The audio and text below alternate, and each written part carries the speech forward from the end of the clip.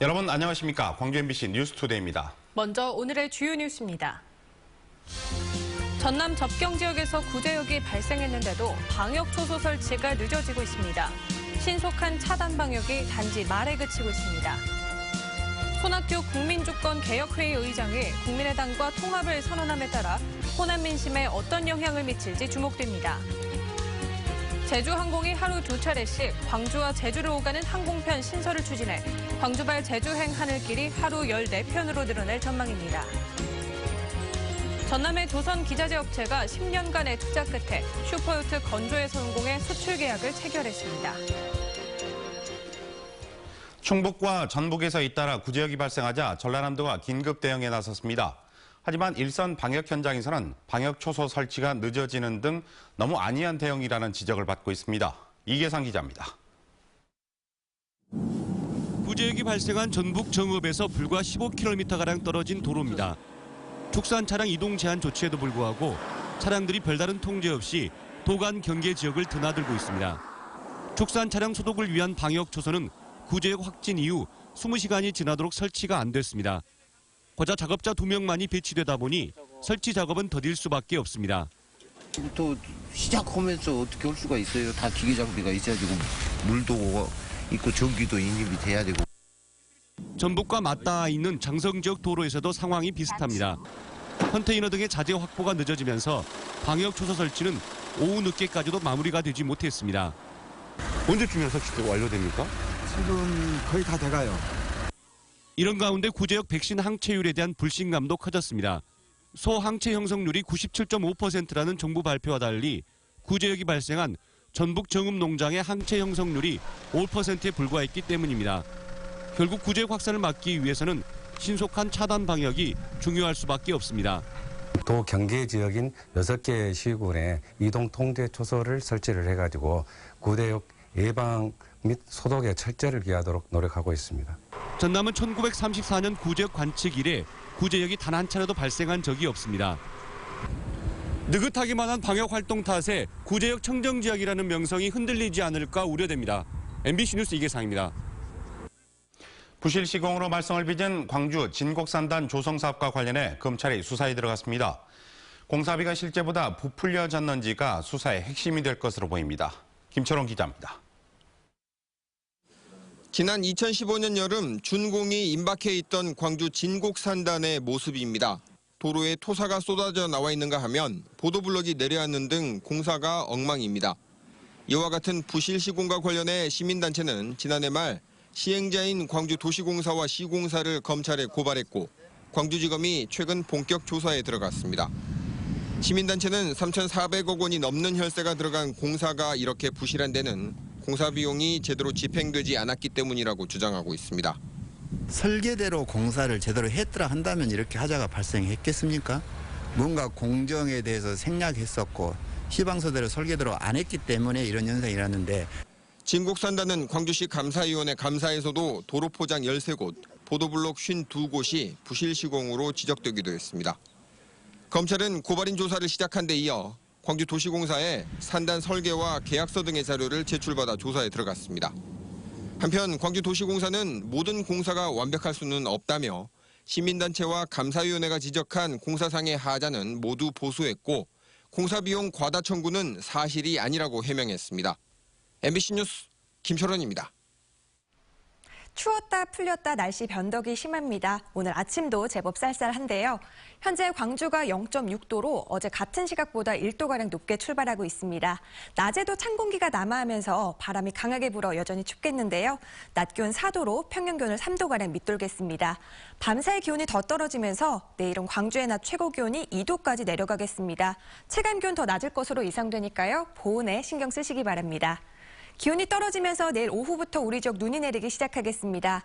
광주와 전남 지역은 1에서 5cm의 적설이 예상되고요. 서해안 지역을 중심으로는 최대 10cm까지 눈이 내리겠습니다. 또 일부 지역에서는 5에서 10mm까지 비가 내리니까 내일은 우산 꼭 챙기셔야겠습니다. 현재 기온 보시면 영광이 영하 1.5도, 장성이 영하 0.6도를 보이고 있고요. 낮 기온 4도 안팎으로 예상됩니다. 대부분 지역 어제보다는 3도에서 4도가량 낮겠습니다.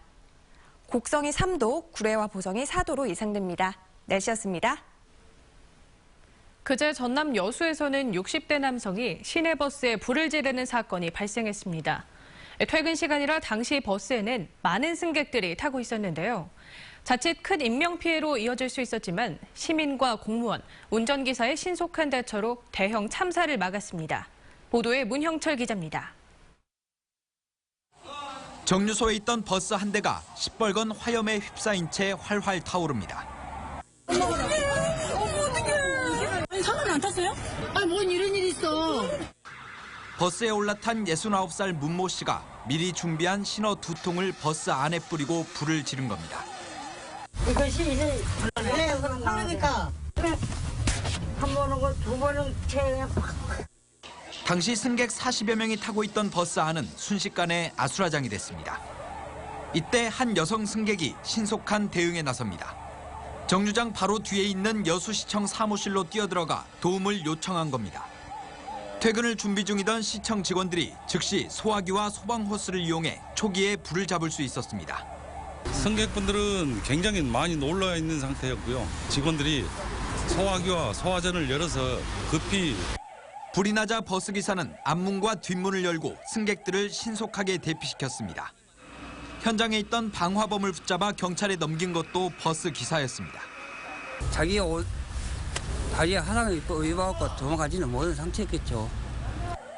이번 사고로 승객 7명이 가벼운 부상을 입었지만 기사와 승객, 공무원의 신속하고 침착한 대처로 큰 피해를 막을 수 있었습니다. 방화범 문 씨는 3년 전 주택에 불을 지르려다 붙잡혀 실형을 살았으며 이번에도 땅 보상 문제에 불만을 품고 범행을 저질렀습니다. 경찰은 문 씨에 대해 방화 혐의로 구속영장을 신청했습니다. MBC 뉴스 문형철입니다. 어젯밤 8시쯤 광주시 광산구 월계동의 한 상가 밀집 지역에 묻혀있는 상수도관이 터져 인근 20여 상가가 5시간 동안 단수 피해를 입었습니다. 광주시 상수도본부 측은 상수도관이 오래돼 누수가 발생했다며 정확한 경위를 조사하고 있습니다.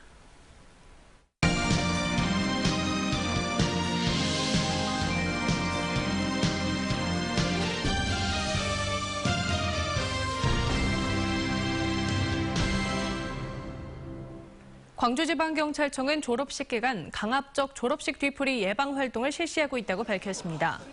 경찰은 특히 전체 졸업식의 90%가 집중돼 있는 오는 17일까지 순찰과 선도 활동을 강화하고 강압적 뒤풀이는 범죄로 처벌받는다는 점을 학교 전담 경찰관을 통해 교육하기로 했습니다. 강압적 졸업식 뒤풀이는 뒤풀이 명목으로 돈을 빼앗거나 단체 기합을 주는 행위, 밀가루를 뿌리거나 달걀을 던지는 행위 등입니다. 손학규 국민주권개혁회의 의장이 국민의당과 통합을 선언하면서 호남 공약 의지를 드러냈습니다. 판도에 어떤 영향을 미칠지 주목됩니다. 보도에 윤근수 기자입니다. 손학규 국민주권개혁회의 의장이 새로운 개혁 세력을 표방하며 국민의당과 통합을 선언했습니다. 더불어민주당과 문재인 전 대표의 대세론을 깨기 위한 새 판짜기 시도입니다. 손 의장은 통합 선언에서도 민주당과 문 전 대표를 패권 세력으로 몰아붙였습니다. 박근혜 패권 세력에서 또 다른 패권 세력으로 바뀌는 패권 교체에 불과합니다. 국민의당과 국민주권개혁회의가 새로운 개혁 세력의 중심이자 김대중 전 대통령의 계승자라고 자처하기도 했습니다. 다분히 호남 민심을 자극하기 위한 발언으로 해석됐습니다.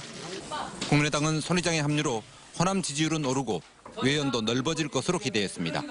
손학규 의장님을 비롯해서 앞으로 또 오실 분들과 완전히 공정하게 동일한 조건에서 경쟁할 수 있기를.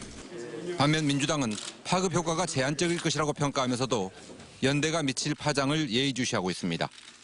갖가지 시나리오로만 거론되던 연대가 현실화하기 시작한 데 대해서 호남 민심이 어떻게 반응할지 주목되는 가운데 손학규 의장은 9일까지 2박 3일간 광주 전남북을 돌며 지지세 확산에 나섭니다. MBC 뉴스 윤근수입니다. 전일빌딩 천장 등에 대한 국과수의 추가 조사가 3월 말쯤으로 예상되는 가운데 광주시가 조사 일정을 앞당겨달라고 요구하기로 했습니다. 광주시는 전일빌딩 10층 천장에 탄환이 남아있을 가능성 등을 확인하기 위해 국립과학수사연구원에 추가 조사를 의뢰했지만 일정상 3월 말쯤에 조사할 수 있다는 입장을 전달받았습니다. 광주시는 이에 따라 조만간 국과수를 방문해 발굴조사 일정을 앞당기는 방안을 협의할 방침입니다. 전라남도가 올해 1,027명의 지방 공무원을 공개 채용합니다. 직급별로는 9급이 878명, 8급이 21명, 7급이 44명 등이며 3월과 6월 등 상반기에 2차례, 하반기에 3차례 필기 시험이 실시됩니다. 신안과 진도, 완도 등 섬 지역은 지역 거주자만 응시할 수 있습니다.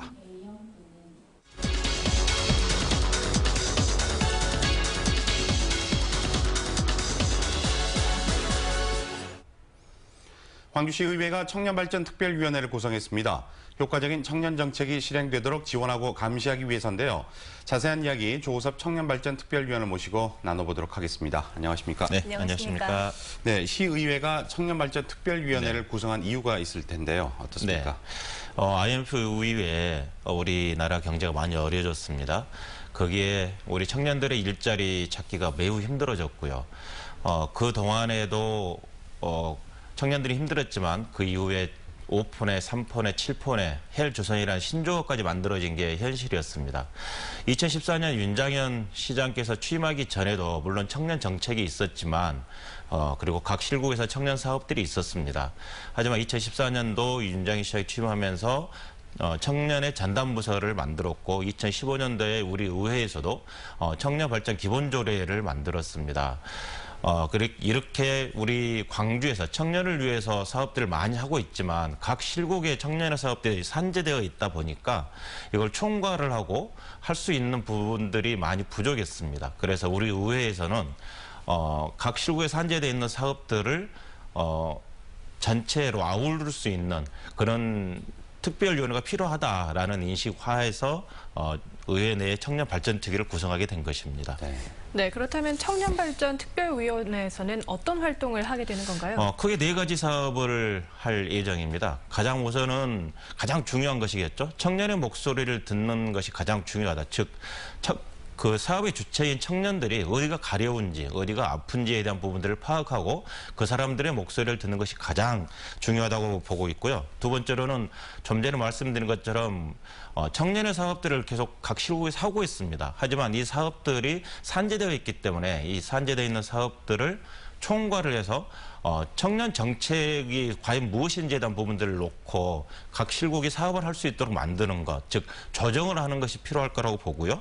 또한 외적으로는 교육청이나 대학이나 노동청이나 기업이나 이런 기관들과 함께 청년들의 삶의 질을 어떻게 높일 것인가 하는 부분들을 함께 고민하는 자리를 만들 것입니다. 그리고 세 번째로는 청년들의 정책을 집대성할 수 있는 부분들, 즉 현재 각 실국에서 하고 있는 게 나무만을 보고 사업을 전개하고 있다고 보고 있거든요. 그렇기 때문에 청년 정책이 과연 어떤 것이 청년 정책인지에 대한 부분들을 숲을 전체 볼 수 있는 사업들이 필요한 것이고 그 사업에 따라서 각 실국들이 사업을 할 수 있도록 하는 것. 그리고 마지막으로는 현재 각 실국에서 하고 있는 사업의 성과가 무엇인지 문제점이 무엇이 있는지에 대한 분명한 분석을 하고 그 이후에 사업들이 할 때는 그 문제점이 다시는 발생되지 않도록 하는 것이 저희 특위에 해야 될 일이라고 봅니다. 네, 청년 정책 네트워크 등 이 여러 청년 단체들이 광주시에 요구하는 게 있다고 들었습니다. 이들과 소통하고 협력하도록 이 시의회의 역할이 필요할 것 같은데 어떤 게 있을까요? 엊그제도 그 청년 네트워크 친구들하고 만나서 이야기를 하고 그랬는데 그분들이 가장 중요하게 이야기하는 것은 목소리를 들어달라는 이야기입니다. 즉 소통을 해달라라는 이야기고 물론 그 전에도 우리 시청에서 청년들의 목소리를 많이 듣고 그랬겠지만 이게 전달되지 않는 부분들이 분명히 있었다라고 이야기를 하십니다. 그래서 가장 우선적으로 해야 될 부분들은 청년들의 목소리를 듣고요. 이 청년들의 조직이 상당히 많이 있습니다. 청년들이 만드는 협동조합, 사회적 기업, 청년 네트워크, 청년들의 청년위원회 등이 많은 단체들이 있는데 그 단체들을 일일이 찾아가서 그분들의 목소리를 들어주는 게 가장 첫 번째 해야 될 일이지 않을까 싶습니다. 네, 올해도 광주시가 560억 원 규모의 청년 정책을 계획하고 있는데 이 청년들이 체감하는 정책이 되기 위해서는 구체적으로 어떤 노력이 필요하다고 보십니까? 560억의 예산이 있습니다. 근데 이 예산은 윤장현 시장께서 취임하시고 나서 만들어진 예산이 아니고요. 청년 정책이 청년 전문 부서가 만들어지기 이전에 이미 존재했던 사업도 있고 보다 더 청년 정책이 만들어진 청년 전담 부서가 만들어지니까 이렇게 새롭게 구성된 사업들도 있습니다. 이를테면 넉넉한 청년 경제 청년, 즉 청년들이 일자리를 만들기 위해서 260억 예산이 들어가 있고 복지에 대한 부분들은 278억 정도 예산 들어있고 문화는 13억, 그다음에 자치에 관련돼서 12억의 예산이 편성되어 있습니다. 이 예산은 그 전에 있었던 사업비가 그대로 있는 부분들도 있다는 말씀을 좀 드리고 싶고요. 지금 2017년도에는 드림 사업이라고 청년 드림 사업이라는 사업으로 25억의 예산이 편성되어 있습니다. 이 사업에 같은 경우도 아까 좀 전에 말씀드린 것처럼 청년의 일자리를 위한 사업인데 이 사업을 어떻게 쓸 것이냐, 이 돈을 어떻게 쓸 것이냐는 부분들 또한 청년들과 함께 이야기하는 자리를 만들고 있는 부분이 있습니다. 그것처럼 이 청년 정책을 청년 사업을 하는 데 있어서 청년 정책의 목표를 분명히 세우고 그 목표에 따라서 사업들이 전개될 수 있도록 하는 게 가장 중요한 일이라고 봅니다. 네, 오늘 이른 아침에 여러 가지 좋은 말씀 고맙습니다. 네. 대불산단의 한 조선 기자재 업체가 10년간의 투자 끝에 슈퍼요트 건조에 성공해 수출 계약을 체결했습니다. 슈퍼요트 등 초대형 요트 산업은 세계적인 시장 규모를 형성하고 있어서 조선 산업 다각화에도 도움이 될 전망입니다. 신광하 기자가 보도합니다. 황금색 도장을 한 대형 요트가 목포 평화광장 앞 해상에 정박해 있습니다. 최근 대불산단에서 알루미늄으로 건조된 길이 21.6m의 슈퍼요트입니다. 워터제트 엔진 2개가 설치돼 50명을 싣고 시속 30노트로 항해할 수 있습니다. 대불산단의 조선 기자재 업체가 10년간의 건조 경험을 토대로 제작한 것으로 태국 레저 업체에 300만 달러, 우리 돈 35억 원에 수출됐습니다. 이게 전 사람이 어려울 때 뭔가 활로를 찾아야겠다고 시작을 한 게 10년 정도 됐었는데 10년이 결과로 지금 현재 만드는 이 요트가 나왔다고 생각합니다. 길이 70피트, 21m 이상의 레저형 선박인 슈퍼요트 시장은 크루즈 선박과 함께 부가가치가 높아 세계적으로 성장하는 선박 분야입니다. 그러나 조선 강국인 우리나라는 기자재 개발과 인테리어 능력 부족 등으로 아직 진입조차 못하고 있는 미개척 분야입니다. 따라서 조선업 장기 불황에 허덕이는 대불산단의 슈퍼요트 건조와 수출은 더욱 의미가 있습니다. 슈퍼요트급이라는 것은 우리나라의 그 해양 프렌트나 조선 분야를 다각화시킬 수 있는 아주 중요한 그러한 제품으로서 해양 레저 산업의 그 시장을 선점할 것으로 보고 있습니다. 이 업체는 슈퍼요트 건조 경험을 토대로 길이 100m 이상의 메가요트 건조에 나설 예정입니다. MBC 뉴스 신광하입니다.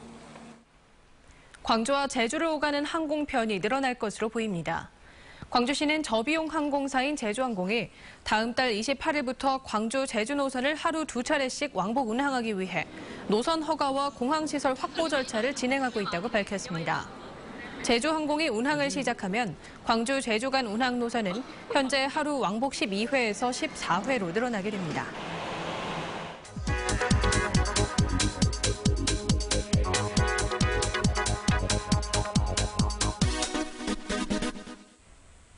어울리지 않는 조합을 말하는 미스매치. 광주 지역에서 구직자와 구인업체 사이에 미스매치가 갈수록 커지고 있습니다. 지난해 3분기에 광주 지역 기업들은 2만 4천여 명의 인력을 채용할 예정이었는데요. 이 가운데 10%에 가까운 2,200여 명을 채용하지 못했습니다. 지난 2015년 같은 기간과 비교하면 미충원 인원이 370명 정도 늘었습니다. 인력을 구하지 못한 기업 가운데 24%는 구직자가 바라는 임금 등 근로조건을 충족시키지 못한 점을 원인으로 꼽았고요. 그리고 구직자가 기피하는 직종이어서 인력난을 겪는다는 업체도 많았습니다. 한편 미충원 업체 중 39%는 현장 경력이나 자격을 가진 지원자가 없어서 인력을 채용하지 못했습니다.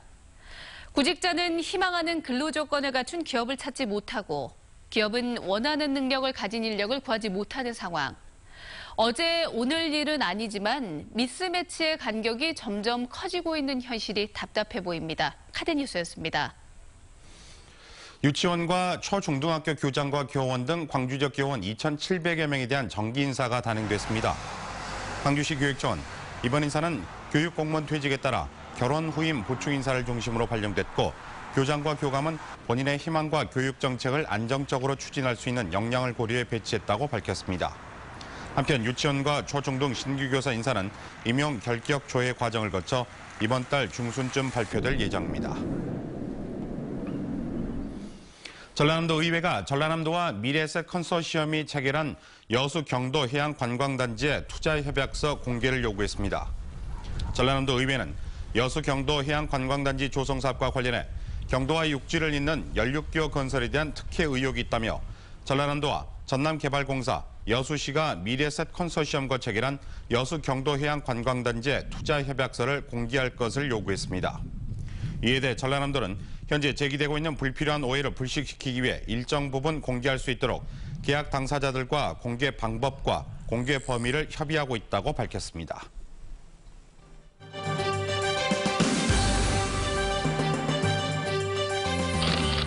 즐거운 지역 아동센터를 이용하는 어린이들이 지난 한 해 한지와 공예품 등을 판매해 모은 수익금을 광산구 우산동 주민센터에 전달했습니다. 보성군이 거동이 불편한 중풍, 치매 등 만성 퇴행성 질환을 앓고 있는 지역민들을 위해 찾아가는 한방 진료 서비스를 시작했습니다. 곡성군이 보건의료원 치과 의사와 함께 지역 경로당을 찾아가 어르신들을 대상으로 구강 보건 교육을 실시했습니다. 영광군이 허리와 어깨 등 관절 예방과 관리가 필요한 주민을 위해 한방 골 관절 질환 관리 교실을 열었습니다.